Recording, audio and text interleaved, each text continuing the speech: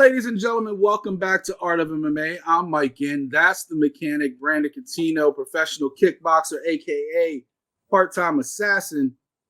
This week, we got a lot to talk about, Brandon. Obviously, the head kick heard around the world. UFC 278, Usman versus Edwards 2, PFL Playoffs round 3, PFL 9, whatever you want to call it, with Kayla Harrison looking dominant as usual. In Battleground, we're going to be talking about who we think. Yeah, Volkanovski might technically be the number one pound-for-pound fighter in the UFC, but we're going to say who we think should be the number one pound-for-pound. Maybe it is Volkanovski. Maybe it's somebody else. And then one has a big show coming up on Amazon Prime this weekend. There's no UFC, no Bellator, no PFL, so we're going to go ahead and give one some love and talk about that card with Demetrious Johnson and Moraes going running it back for the title. Before we get all that, make sure you check out FightersFirst.shop. You already know what it is. Brandon's rocking the same shirt as I am. We did not plan this. It's just a dope shirt. But let our apparel be a part of your story. Go ahead and check out FightersFirst.shop. New stuff on there all the time. Just put that Stay Humble shirt that used to be really popular on Mike Fresh. I twisted it up a little bit in Victory and Defeat, made it more MMA and combat sports oriented. Check that out. That's dope. It came out probably way better than the old one did anyway. So please go ahead and get that. And then Crossing Borders has a new shirt as well. So check out all of that. And then, of course, we're always looking to add more content, more stuff on the network. Real quick before we get to the show, on the network, look at the link below. All the social media for the network now has its own channels. We turned all the Art of MMA social media into Fighters First Network. So you'll see Art of MMA on there. You'll see Kicking It. You'll see Crossing Borders. You'll see Slamtown, Unfiltered. All the stuff that we do on the network now has its own dedicated social media. If you were already following Art of MMA, you don't have to do anything. It's right there. If not, go ahead and give it a follow. The link's in the description below. But Brandon, that's enough business. How you feeling, bro? Feel good, man. You know, Giants won another preseason game, 2-0 in the preseason. So, man, if we don't keep Alex Bachman, I'm boycotting. Yeah, man. He came up big, man. Two nice TDs and also two on special teams. He was coming up with some nice plays as well. I liked him last year. I thought he was pretty good last year in a couple spot performances. He was really good at Wake Forest in college. I'm a big Miami Hurricane fan for anybody that follows me, and also went to the University of North Carolina, so I'm big on the ACC. And I saw Alex Bachman in Wake Forest. That dude was a beast. So I was really happy when we had him. It's Kim, David Sills. I hope both those guys make the roster somehow. It's going to be hard. The receiver room's a little bit full, but, let's see. Before we get to the show, though, I got a couple things I want to bounce off you. A couple big things happened last weekend. One, once again, Usyk beat Joshua in a split decision. Not the most exciting fight like the last time. Did you get a chance to catch that one? Oh yeah, man! I was watching that one for sure. What'd you think? It was a good. I enjoyed good decision. It was a good fight. I kind of have been on the Usyk hype train for a bit. But Joshua, he had his moments. The thing was though, he tried to outbox Usyk, and you can't do that. Usyk is the better boxer, and that's what happened. Like I said, Joshua did have his moments. Like I said, I think I definitely gave him rounds 8 and 9, but I think I gave him rounds. I think it was 2 and 3 or 3 and 4. I can't remember in the early rounds, but Usyk showed why he is the champ. He came back in round 10, and he just shut it down on Joshua. You think this is enough to get Tyson Fury to fight one more fight? He came out, doing. I think he made a video. He always does though. Basically saying that, oh yeah, he's coming back. Sign the papers. But he said he'd fight them both in one night. Yeah, he said he'd fight them both in one night. That it was a shit show. I didn't think it was an exciting fight. It was more technical than the first one. But yeah, Usyk is just a better boxer, and it's going to go point to point. You're not going to win that. Joshua's best shot was to knock him out. Couldn't do it. Usyk's super tough. I don't think he's ever lost. I think he's still undefeated. Yep. So I think he's too small for Tyson Fury, though. I do think he's too small. He's a cruiserweight that's come all the way up. And for anybody who knows boxing, Tyson Fury is like 6'9". Yep, he is 6'9". He's a super heavyweight. Could Usyk box with him? Sure, but Tyson can box too. So I just don't think that's a good matchup, man. I don't think it's going to actually happen either. Over in BKFC, Mike Perry upset Venom Page, went to sudden death. He knocked down Page. Wasn't a super exciting fight. I don't know if you caught the highlights or actually watched that one. I know you're not a BKFC guy. Yeah. I mean, the thing is, you gotta remember, dude. BKFC is you got to be a grimy person to be in there, and that's Mike Perry to the team. Like I think Venom, I think MVP kind of thought this was gonna be different. Where hey, you know what? I'm gonna line up Mike Perry, catch him with a right hand, which he did. But Mike Perry kept on coming. Like say, Mike Perry is that guy that will go to that dark place, and he'll just keep on coming. And to me, BKFC suits him more than it does MVP. Like you got to know, to me, man, if you're still like a high level technical MMA person, you should probably stay in MMA or boxing. Like to me, the rule sets for BKFC, it doesn't really suit you. You know, it doesn't suit your skills. I think it favors people like Mike Perry. I think it favors people like Jeremy Stevens. Y'all think I'm fucking around and like hating on Jeremy Stevens, but tell me, Jeremy Stevens, as wild as he is, like you saw that Clay Collar fight. As wild as Jeremy Stevens is, you don't think bare knuckle would be right down his alley? I think he would have success in that, but I'm still saying let the man finish out his MMA career if he wants to do MMA. And Mike Page, MVP, he was in the wrong role because for real, he kept looking like he wanted to kick Mike Perry. Like every time he go down, he's like, "Oh, I just want to kick you, but I can't kick you." It's a boxing. If there was bare knuckle kickboxing, I think MVP would be right perfect. But you know, I think he should stick to MMA or even just real kickboxing. If he wants to cross over, maybe do a glory fight or something. But I just don't think bare knuckle is the world he belongs in. We know he's going back to Bellator anyway. This was just kind of like let me try this type thing. So, speaking of glory, real quick, I want to get your thoughts. Big show last weekend, Glory 81. You lost the Luis Tavares fight. What happened with that? Tavares got hurt or sick? Nah, he had got popped for a PED. Yeah, steroids or something, right? Yep. So he got popped. So they had to cancel that fight, in which his opponent got rebooked for the collision show in October with a new opponent for the. Is that the one Overeem's on? Yep. Overeem and Bader. Jamal Ben Sadiq knocked out Adabui again. Yep. Was that even a contest? No, I mean, no, it definitely was. I mean, Benny was all one round of it. Nah, yeah. I mean, he was giving. Hey, these are heavyweights, man. This stuff can happen, especially guys that are going after it. But no, I mean, it was like Benny was in it. But hey, man, like I said, dude, he is called the Goliath for a reason, man. He's a big dude. He was in sick shape and he was ready to go. And he just let those hands go and he called Benny, man. And Benny was out, face down, butt up. You know, it's over. Yeah, and then Donovan Weiss just destroyed De Sosa. Like, is there any chance? I mean, we obviously got to see what Cedric Doumbé does in his UFC debut. But is there any chance Cedric comes back and they fight for that middleweight title? Well, Doumbé is actually a welterweight, so he fights at a weight class below. Oh, I'm sorry, I thought he was a middleweight. Yeah, no. Like I said, who would fight him would be Alex Pereira if he came back. But which of course, if you guys have saw, Alex Pereira was there, and he actually was one who actually presented the belt to Donovan. Well, that's because other dude that beat Alex is gone too. What's his name? Artem? No. Vahitov? He usually fights at 205 though.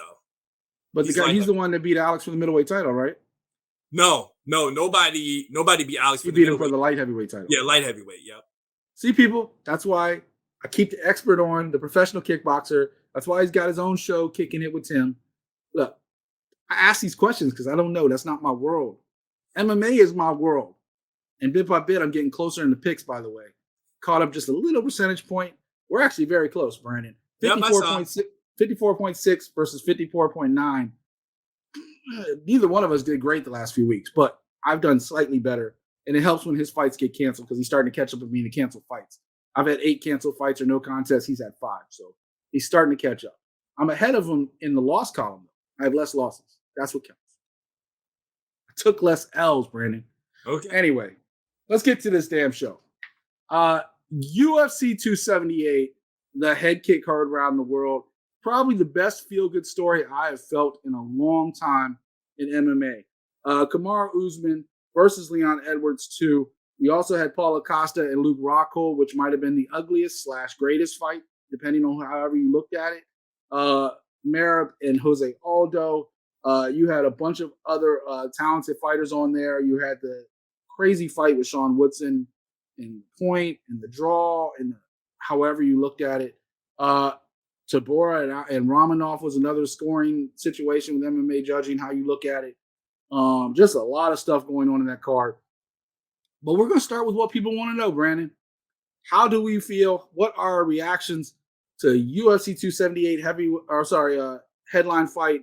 Leon Edwards knocking out Kamaru Usman in the 5th round, 4 minutes in, fight almost over, and he just landed the most perfect head kick you've ever seen. And Brandon, I'll ask you about how you broke down the fight, but I also want to ask you about how you made you feel after the fight. Because personally, I don't know if I was more happy to be wrong in a pick in my life because of the way Edwards reacted after winning that belt. What did you think of that main event? And it was a good fight. I had picked Usman to win it, but I had said in the show, I said, hey, if Usman tries to stand with Leon Edwards, he can't get caught because I still believe that Edwards is the better striker. Like that is Edwards' bread and butter, is striking. I thought Usman would wrestle him more, which is kind of what he was doing. But then in the 5th round, he maybe thought he had it in the bag. So he was like, hey, you know what? I'm just gonna stand up with him, get a little breather.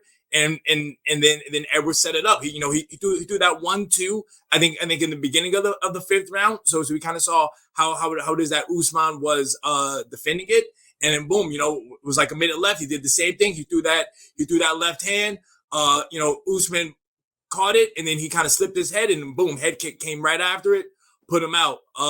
But to answer your second part, I was happy. Like I said, I'm a fan of Leon Edwards. I know people give him a lot of flack, which I don't know why, but I'm happy that he got his due, because the man was on a 10-fight win streak. Should have got a title shot a long time ago. They were trying to make him go through hoops. He was trying to get that Jorge Masvidal fight. Masvidal was ducking him, basically saying, no, I don't want to fight you. Then basically they were trying to make him fight Khamzat Chimaev, which he first said no. He's like, why? And then he did. He tried to fight him 3 times. Fight got canceled all 3 times, but people want to blame him for it. And it's just, like I said, I'm just happy He was supposed to fight Masvidal too until Masvidal broke his ribs.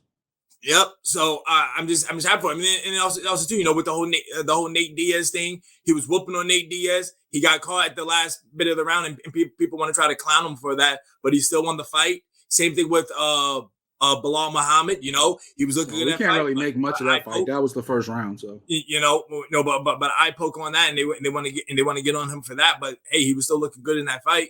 But I'm happy for him. He's the champ. Hopefully, he will get to defend his title over in England. So technically speaking, first of all, he shocked the world by taking Usman down in the first round and almost subbing him in the first with the rear naked choke. Leon Edwards said it himself. He thinks he's a better on the ground than Usman because of his jiu-jitsu. Usman's a wrestler. Wrestlers like to be on top. They don't like to be on the bottom. And you could see Usman almost look like a fish out of water when he was on his back. However, that seemed to piss off Usman, right? Because then the 2nd, 3rd, and 4th rounds, Usman just came out and dominated him with his wrestling and strength and stuff like that, made it dirty. But here's where things changed for me. You could see Usman was pissed off after that first round, because after the 2nd round, he followed. After the 2nd, 3rd, and 4th rounds, after the bell rang, one round he threw a late punch, like a jab or something after the bell.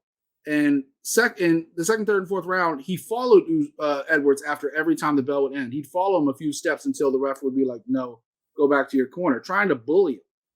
And you could see it was kind of working, because in the corner, Edwards was totally lost. He was like, he wasn't scared. He was just kind of dejected. Like, I'm missing my opportunity. He said this himself with Ariel. Like, I'm missing my opportunity. Like, I wasn't like doubting myself. I saw my opportunity passing. I'm having the worst fight at the worst time possibly in my career, my worst performance. And the way he was bullying Edwards, it just made me root for Edwards a little bit more, because I'm like, all right, now this really is like a Rocky story, right? And if you watch, there's a clip online somebody posted of Usman's coach kind of doing the whole like all his motivational speaking, and they put it to the Rocky music, and then when he wins, it's crazy. Go look it up. Just Google like Leon Edwards coach Rocky, something like that, and it's epic. It's really epic. It's like a minute long or something like that, and it's just perfect, right? Because man, when he landed that head kick, and you're right, he set it up. He set it up because he feinted, and then he feinted the other one, and you just saw Usman's head go down, and Edwards said it himself. It's now or never. I throw this or I lose. Like, I have to try it. If I get caught, I get caught. I have to try it. And he did it, and man, Usman just folded like a lawn chair. Boom, boom, out. His eyes were out. Now, as much as I feel amazing for Leon Edwards, his you don't know where I came from. You don't know what I've been through. You know, he didn't hate on nobody. He was just so excited. Look what I've done. Look what I've done. Because let's be real. I picked Usman. You picked Usman. Probably 95% of the world picked Usman, who wasn't related to Leon Edwards in some way. And if he doesn't get caught, Usman wins this fight, right? Mm-hmm. There was no question. Scorecards all said it. All three judges ruled Leon Edwards the first round. Next 3 rounds for Usman. Edwards needed a stoppage to win. Or a 10-8 round to like somehow, tie it. What happened was epic. But I want to send a big shout out to Kamaru Usman. Because I saw an interview the next day with TMZ. Or maybe it was the day after. Maybe it was Monday. And he had the most optimistic attitude. He congratulated Leon Edwards. He was humble about it. He saw the dollar signs in a trilogy in England, right? And he said half of England is African. A lot of people don't know that. Like, there is a large African population in England. And what more better fight to have Birmingham's own and Kamaru Usman going for that title one more time. What happens in that fight, I guess we'll have to see. And honestly, who knows? Maybe we pick Usman again. But Edwards proved that anything can happen at any given time. And Usman proved that this is how you respond to a loss. He watched the fight like 4 times. He didn't get upset. He was like excited for Leon. He's a fan of Leon. I remember back in the day, Sergio saying a couple of his best friends are people he's fought, right? That he turned around and went to breakfast with the next day. That's what I love about MMA. Any final thoughts on that fight? No, and like I said, it was a good fight, and let's see what happens. Let's see when Kamaru Usman comes back. Like I said, that was a serious head kick, so you definitely want him to take some time off. Let's see, maybe he might wait till the spring, so that might maybe leave somebody some time for Edwards to maybe get a title defense in. So he said top of the year. He said he's talked to Dana. He was looking to come back in December, get one more fight in this year. Dana's looking to have it done in January, February, top of the year. So we know the timetable. As far as Edwards goes, I mean, it's already August. 4 months isn't a very long time to wait for a new title defense, 5 months. So, they try to slow these champions down sometimes. Like, they fight 3-4 times a year, then all of a sudden they're champion, and it's like twice a year, once a year. So, I know some people brought up maybe Chimaev can mess up everything if he wins, especially dramatically. Maybe, he gets a chance. Just a side note, I can't believe that card is on pay-per-view. It's a solid card. There's no championship fights. There's no anything other than like a couple really good fighters. That should be a fight night card. Sorry, Dana. Like, you're stealing $60, $70 from people. And you don't even have a title fight on there. But back to this fight. I mean, we know the timetable. Look, you can argue a number of people that could jump the line.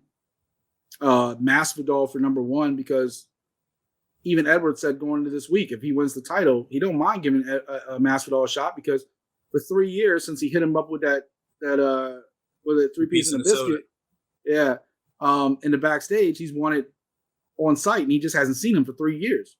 I don't know if I believe him when it comes to that. I mean, I know Leon Edwards has legitimate gang ties as well. He's not some punk. He's a nice guy, and I think people kind of take that for granted. But I don't think he has the street in him that Masvidal has. I just don't. We saw Masvidal run up on Kobe Covington in a famous restaurant. Like, he don't have no chill. We could see somebody like Conor McGregor-esque, like a Masvidal, jump the line because of who they are. Colby Covington. But I think that would mean something's wrong with Usman, because otherwise I think the immediate rematch is Usman's in January. So. You think any different, or you think that's what's going to probably happen? I mean, I think it's going to be Usman, or it's going to be a legit 170. I don't think it's going to be no Conor McGregor. Conor McGregor ain't getting no. No, I didn't mean Conor McGregor. I meant like a situation where Conor talks his way into title shots, like a Masvidal could do, is what I was trying to say. I was kind of saying Masvidal. I just used McGregor as an example of somebody that talks his way into title shots. Does that make sense? Over in the co-main event, Brandon, we had what could be considered one of the greatest fights ever, or one of the worst fights ever.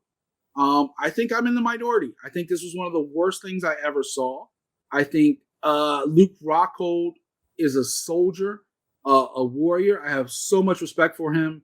You saw he was dead ass tired. He had his hands on his knees. He couldn't breathe. His nose was broken early on.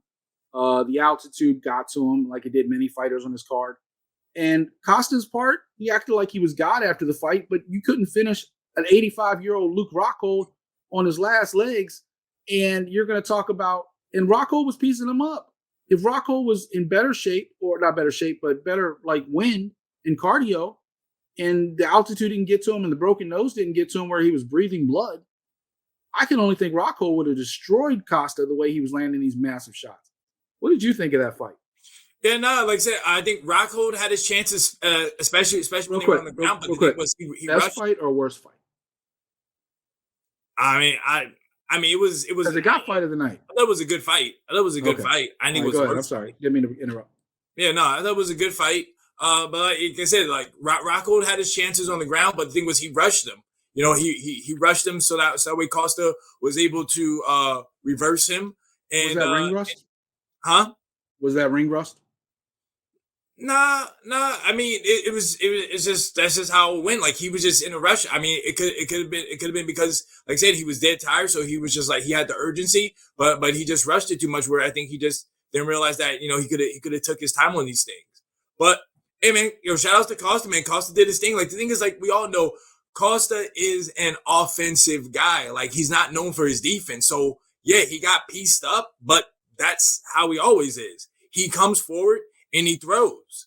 You know, like, that was his downfall against Adesanya. You know, his fight with Vettori. Vettori has a chin for days, so he could take those shots and give them back. You know, like I say, I have no problem with him getting hit by Rockhold. Like, Rockhold isn't a scrub. You know, former champion, Strikeforce and UFC. The guy has talent. And remember, this is a high level fight. Hey, he didn't get the finish. But I'm saying, like, Rockhold knew this was probably his last fight, so he was going all out, which he was. I can only think 5 years ago, Rockhold would have destroyed Costa. And I just think Rockhold did, like, honestly, some of those kicks he threw were like inches away from Costa's liver. Like, if one of those had hit, that would have been a totally different fight, and we would have been singing the praises of Rockhold.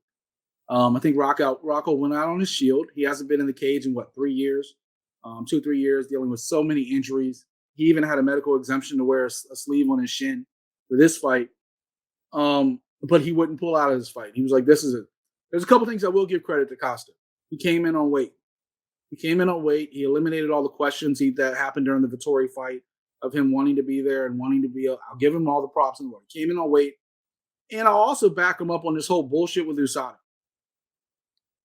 We've heard Alex Volkanovski bitch about it. We've heard Costa complain about it.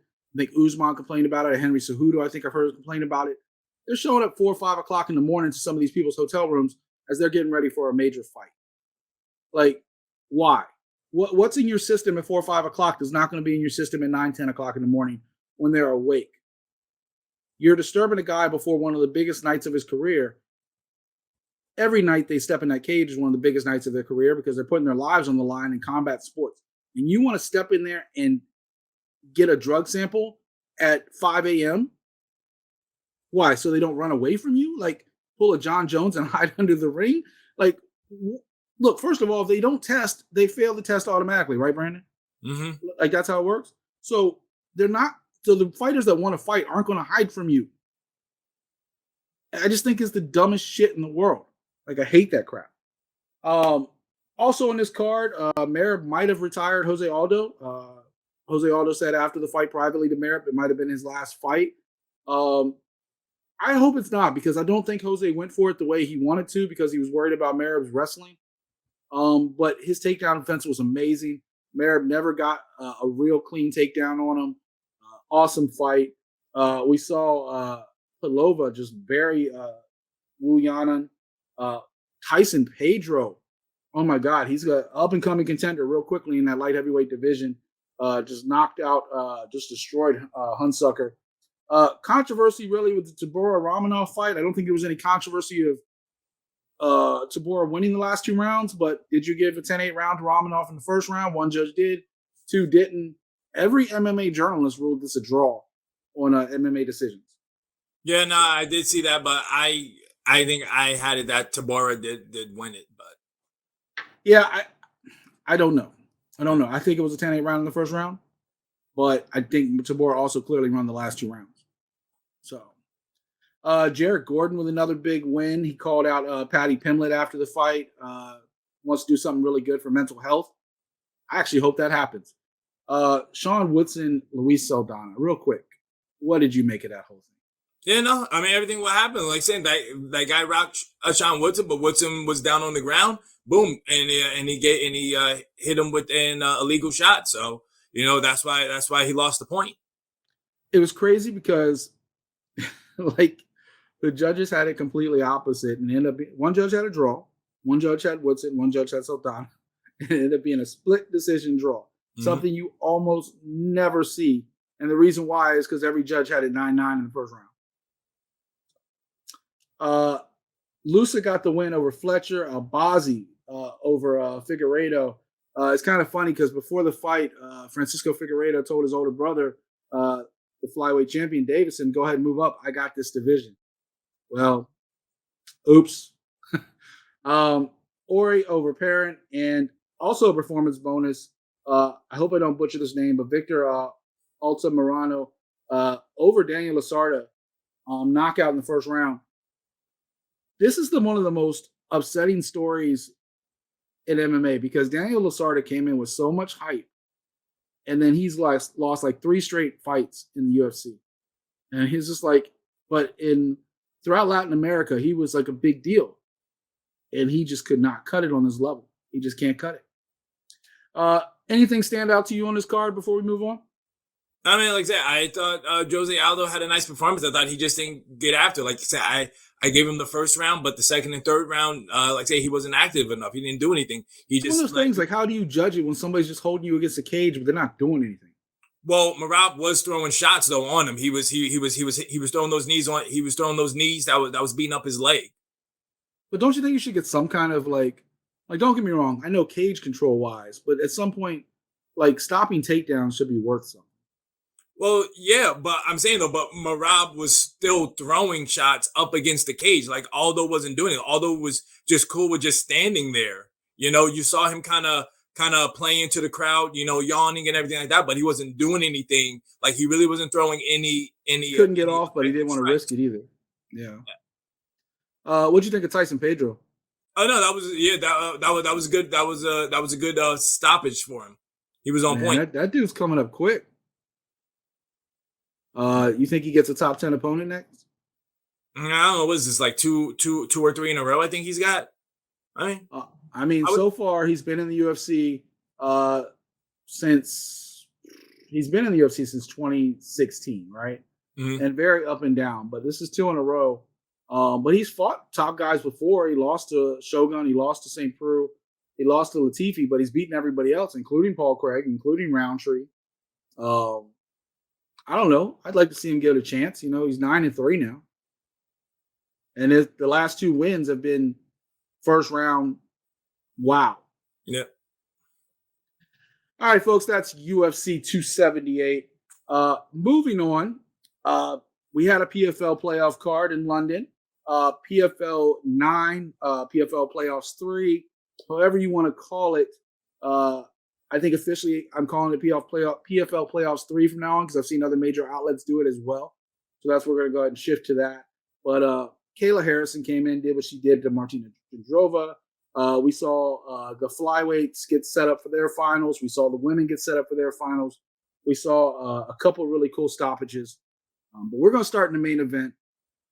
As long as this takes to talk about, it's probably as long as the fight was, Brandon. Your girl, Kayla Harrison, came in, did what she did to Martina Jindrova. What you think of the fight? Yeah, and I mean, she did what she had to do to win. You know, she got her down, got on top, arm triangle, and that was it. That's really what Kayla's been doing. She's been taking people down, and she's been working with her submissions from the ground. So, she got another job, another victory, and she's in the finals. Now we're going to kind of combine a couple fights here because, this is also a playoffs, right? So Larissa Pachenko on the other side came in, clean TKO over Koznick, ended the feel-good story for Koznick, but Pachenko did what Pachenko does, right? She has been wrecking women. How does this fight with Kayla Harrison in the championship at a date to be determined? I think they're probably going to aim for October, like they did last year. How does this go any different than the last two times Kayla's beaten her? What was I going to say? Pachenko is a different fighter. You got to remember when their fight was 3 years ago, and which of course Kayla Harrison has gone decision both times with her. She hasn't. She's basically stopped everybody. But her. And also too, to me in my head, I always say that Pachenko to me was finding her way because she used to fight at 135, so she was coming up in weight. I don't think she really had the weight like that to really kind of build her frame. But now though, I think she has found her frame. She is where she needs to be at 155 to be strong and ready to go. And you see it, 5 finishes, just stopping everybody in the first round. No second round, anything like that. And again, Kayla Harrison talks about her hands, talks about striking, but she ain't really trying to strike with anybody. I think if she tries to stand and strike with Pachenko, she's going to get put to sleep. And he's going to try to go for her takedowns. But to me, Pachenko has the ground game to stop her from getting a submission. And also too, I think she has the strength now to probably stay standing. And then like I said, and do what she has to do. I just don't see it. I'm not trying to stand for Kayla Harrison, but I think Kayla is one of the most intelligent fighters when it comes to, I can't stand with you. Okay, I'm going to take you down. I'm not going to play that like, let's go to a gunfight. I'm going to try to beat you at what you do, like, say, like a Shevchenko or somebody does, right? Mm-hmm. Or Amanda Nunes. I think Kayla knows what she's good at. And I think we've seen it in the Jenna Fabian fight. We've seen it a couple other fights. Jindrova is another one who's very good on her feet. Just knocked out a couple girls. We know Pachenko comes in trying to knock you out.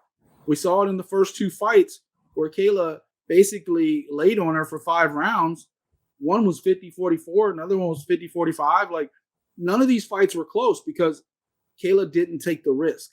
I think the difference between the last 3 years, not necessarily is how much Pachenko's improved, because we knew Pachenko was good. She knocked out 5 fighters in a row. She's beaten Sarah Kaufman. She's beaten Carol Rosa. You have to go back, besides Kayla, the people she lost to, GDR, Jessica Andrade. Like, these are top names. Those are her 4 losses. Those aren't 4 bad losses. We know Pachenko is a badass. But we know Kayla is smart. And Kayla will go in there. She'll get her to the ground, and she will lay on her for 5 rounds. I think the difference is now that Kayla goes for finishes. 3 years ago, Kayla would have been fine laying on you for however long if she couldn't get the ground and pound. Now she's going for arm triangles. Now she's going for submissions. Now she's going for different situations on the ground. And I think even if it was a cyborg fight, I think that's the difference. I think Kayla doesn't risk much. We saw the boring fight. What was it? The first round this year against Maknakina, right? Mm-hmm. It was almost boring because Kayla didn't take a chance. She did what she had to do to get a win, and that's who she is. So I don't think this fight goes any different in my opinion. But we'll see. It's the matchup we've been wanting for 3 years, right? Here we go. Over in the featherweight division, we got some fireworks to go. Brendan Loughnane got the win over Chris Wade. I don't know about you, Brandon, but it just seemed to me like Chris Wade never got going. Yeah, he never got out of first gear. Like I said, both these guys, they did a great job talking up this fight, building up this fight, and I was really excited for it. Like I said, this was really the number 1 fight that I was looking for. But Chris Wade he never really used his wrestling. He just basically stood, not even one takedown attempt. The whole time. And he was basically talking up, and he's basically trying to say like how Brendan Loughnane is not good with wrestlers. He's allergic to wrestlers and everything like that. But he never wrestled with them. He just stood standing, and Loughnane just did what he had to do: changed angles, hit him up with combinations, and I was a wrap. Like, I feel bad for Chris Wade, always getting this close, but he just. I think he only has himself to blame, though. Huh? I think he only has himself to blame. Yeah. He didn't try a takedown. I don't remember one takedown attempt. Nope. And he just seemed so stoic the whole 3 rounds. Like, he just never seemed like he got out of first gear. Whereas Brendan Loughnane was throwing shots, coming after him the whole fight. It was an easy fight to score. I don't think Brendan Loughnane did anything super amazing. I think it was just he was the one more aggressive one. Bubba Jenkins on the other side of the bracket came in, got Cuttino out of there with a rear naked choke in the first round. Bubba Jenkins looked fantastic. What happens when they're really good friends, but they don't mind fighting? Does Bubba Jenkins actually wrestle and do the thing that Chris Wade doesn't? Does that make a difference in this fight? I say so. I think Bubba Jenkins will use his wrestling. He's not going to try to stand with him. I mean, he does have. I think he will use his striking to set up his takedowns. But you saw it in his fight. He was able to get the back, and he got a nice submission. So that's how I see Bubba Jenkins going into this fight is to probably try to get it to the ground and get his submissions. And Brendan Loughnane is going to try to keep it standing and use his striking. Who do you think comes out on top? Too early to predict. I think it is. I think it's going to be a feel-good story for Bubba Jenkins. I think it's his time to shine. We talked about it last year. It didn't happen.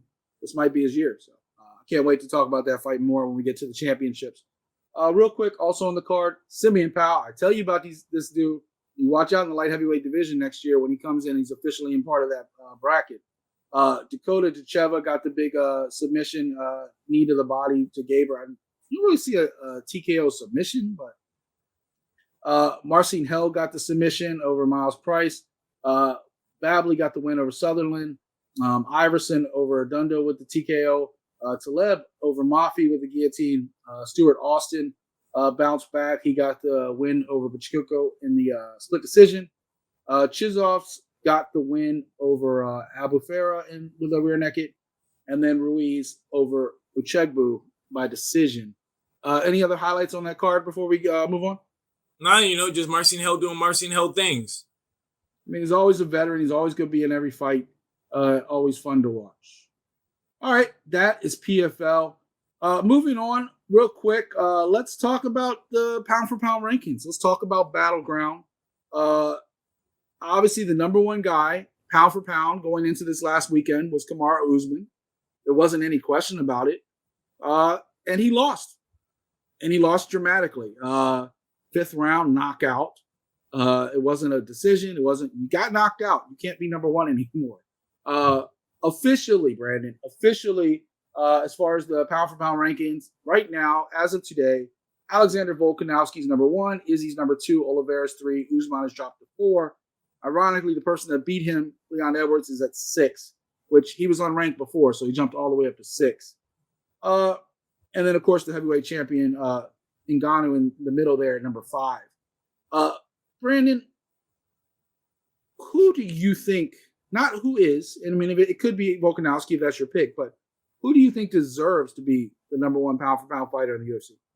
I actually am going to go with Volkanovski. It was either between Volkanovski or Adesanya, but I remember Adesanya really did try to be a pound-for-pound great. He went up to 205 and, it didn't go his way. So I gotta lean towards Volkanovski, saying the dude's undefeated in the UFC, hasn't lost a fight in the UFC. His one loss was outside, when he first started. Saying he beat Max Holloway not 1, not 2, but 3 times, and he's looked great, So Volkanovski is my choice for right now as the number 1 pound for pound person in the UFC. All right, here's a name for you, John Jones. And if you had told me John Jones wasn't in the rankings because of being inactive, I would have been like, okay, cool. But if you're going to put him at number 12 in your official rankings, that means you can still consider him active. And You put Usman above him, number one, going into last week. I'm like, okay, cool. I get that because he's been dominant and active. But John Jones hasn't lost a fight since he got disqualified against Hamill way back in the day. Mm-hmm. John Jones is the most dominant champion we've had since Anderson Silva and GSP. John Jones could be back in action at 282 if he has his way. We know how that works. Stipe was ready and Jones wasn't. Jones is ready. Maybe Stipe is. Maybe he's not. We'll see. Hopefully that fight does get added to 282 towards the end of this year. But if you're going to have John Jones officially active in your rankings, then John Jones officially needs to be the number one pound-for-pound fighter. Pound for pound was created, as we know, to give little guys more love, right? Boxing, Pacquiao, Mayweather, Sugar Ray Leonard before that, Hagler, Hitman, all these lower weight fighters, the Oscar De La Hoyas, because everybody gave love to the Mike Tysons, the Evander Holyfields, the Riddick Bowe's, the heavyweights. And MMA carried that over, right? Like, the reason why Francis Ngannou is not the number one pound for pound fighter is because he's a heavyweight. They don't give that same love to the big guys. John Jones is moving up to heavyweight, but let's be real. When you have the resume John Jones, his biggest enemy is outside of the cage. Now, did he fail a couple drug tests? Yes. Did he get busted and arrested multiple times? Yes. That's outside of the cage. You want to rule the no contest against him? Fine. But Israel Adesanya lost to Blachowicz. Charles Oliveira was a 500 fighter before he went on this absolutely dominant streak that he's ever been. Leon Edwards has got 3 losses, and he popped up because of who he beat. Poirier's been on the way down. Sterling has kind of been floating around there because we're waiting to see what he does in another title defense. But I think John Jones is the most disrespected fighter, not person. We know he's a horrible, like he's had his problems as a person. This goes back to that GOAT conversation when we were talking about him and Khabib, right? And people kept bringing up what John Jones has done outside of the cage. But inside the cage, I think he's pound for pound the greatest fighter the UFC has ever seen. And I think pound for pound, he deserves to be number one if you're going to keep him in the rankings. If you're not, then yeah, Volkanovski's number one. And maybe even I think Charles Oliveira over Adesanya just because of the killers that Charles Oliveira's went through. I thought he's fought tougher opponents as a champion. That's not a knock on Adesanya. I just think he's fought tougher guys.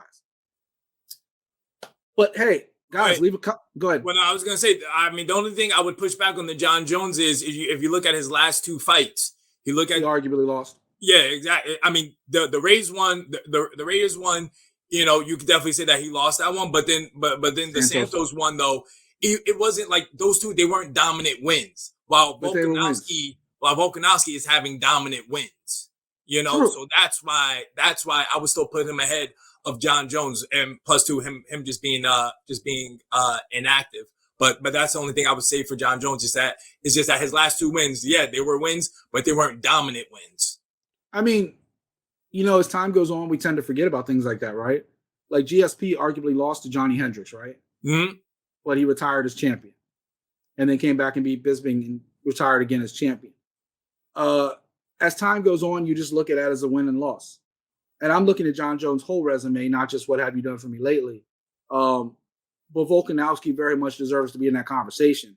That's not a knock on Volkanovski. It's just, let's stop disrespecting John Jones if you're going to keep him in the rankings. You take him out of the rankings, I don't think there's a debate. It's Volkanovski. But if you're going to keep him in the rankings because you want his name to show up on a piece of paper so you can market him, then you got to give him his proper ranking. That's all I'm saying.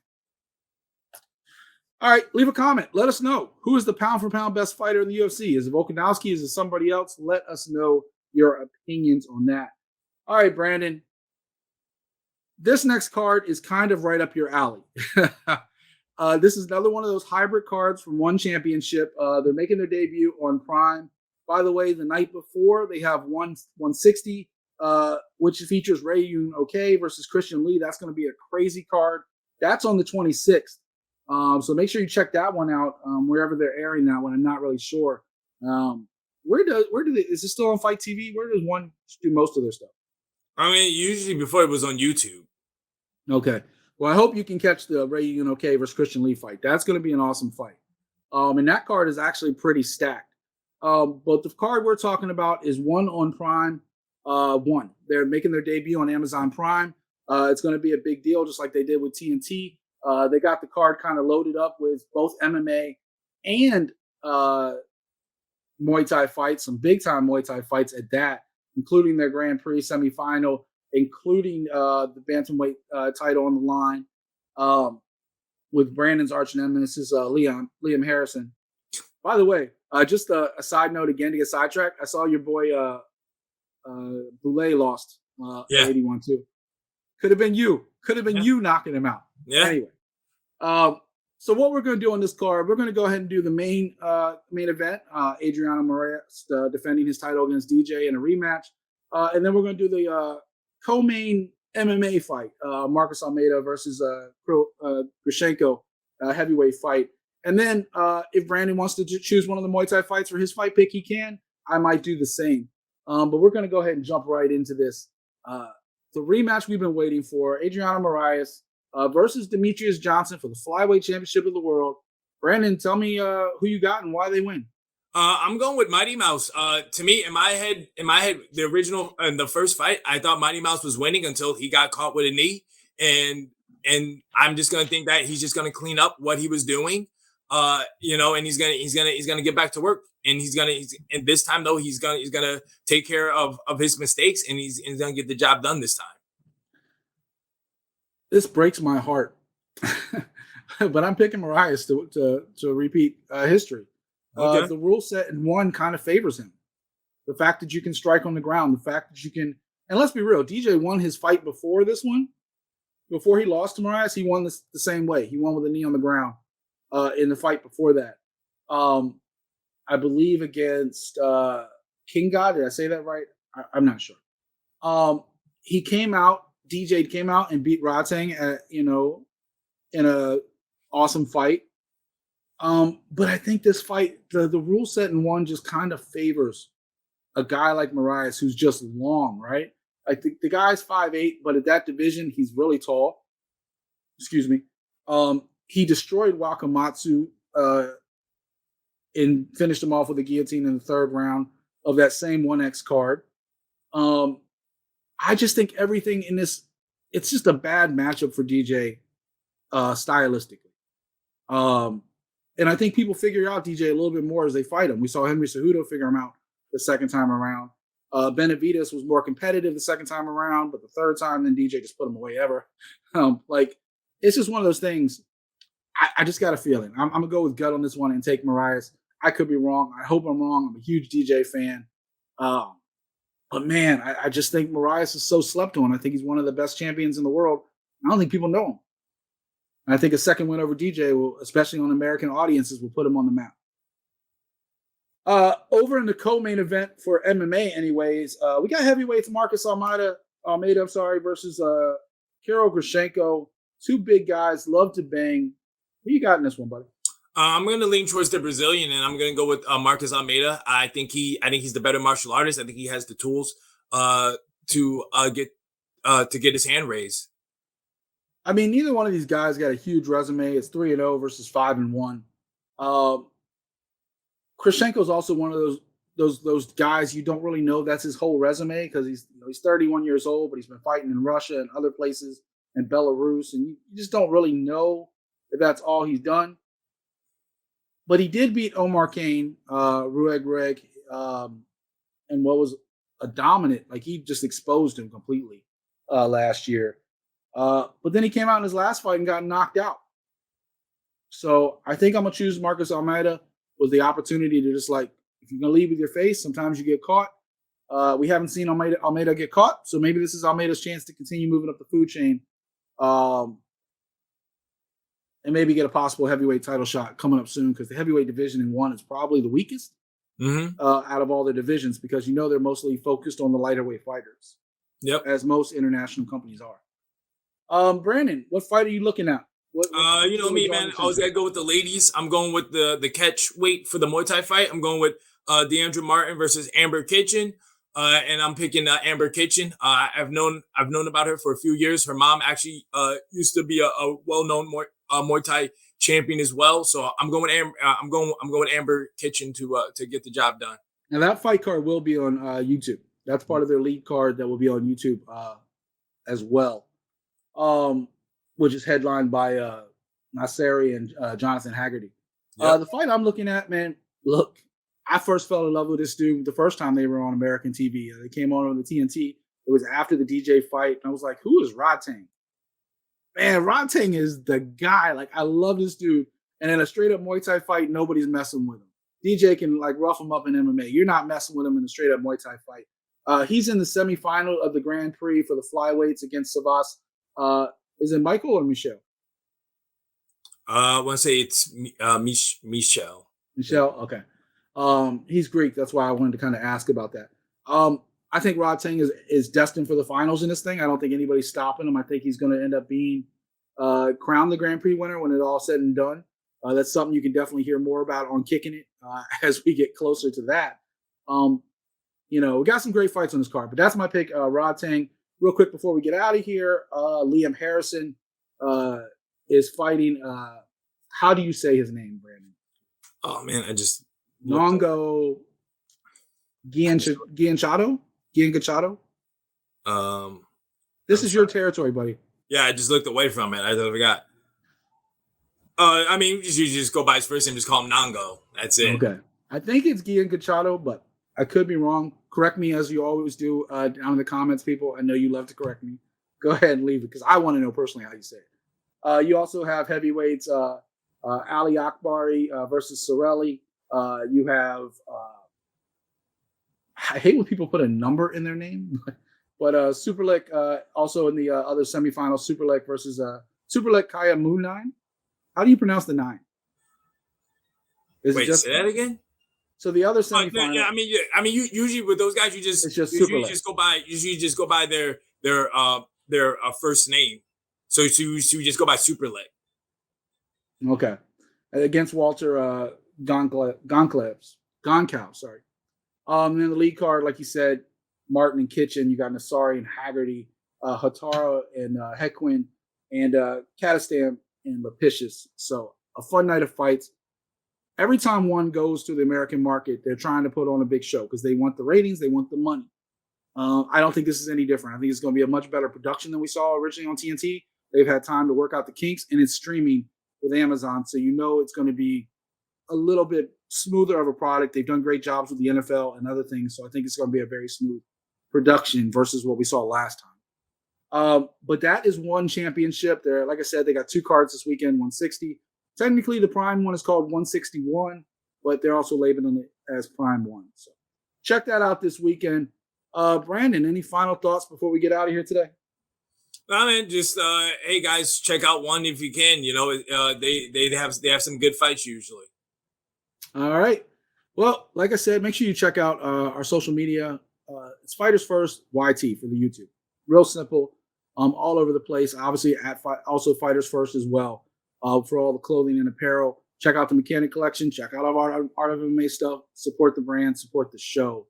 And always leave a comment. If you subscribe, that's great. If you like the show, that's great. Leave a comment. We love going back and forth with you. I love all the comments that's been on the Bret Hart video saying about Dynamite Kids, the best there is, the best there was, the best there ever will be. Those comments have been amazing going back and forth. Like people are like, what? And then other people are like, hey, Bret's not crying for once. Yeah, it's an awesome video. Check that out on the network as well. But yeah, I think that's it, Brandon. For the mechanic, Brandon Cuttino, I'm Mike Ginn. This is Art of MMA. Enjoy one this weekend, and we'll be back next weekend to break down all the action. We're out.